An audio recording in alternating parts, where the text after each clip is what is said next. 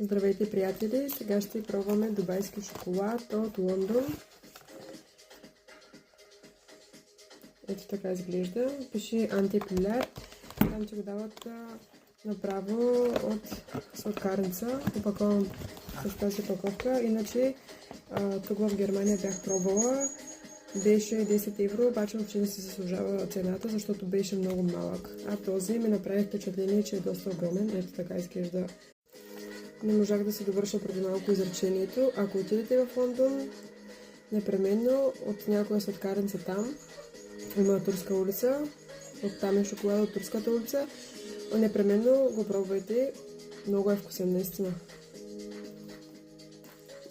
Нищо общо с този в Германия. Поне този, който аз ядах. Може да има по-вкусно тук. Но това беше 15 евро, се заслужава парите, понеже е огромен. Този, който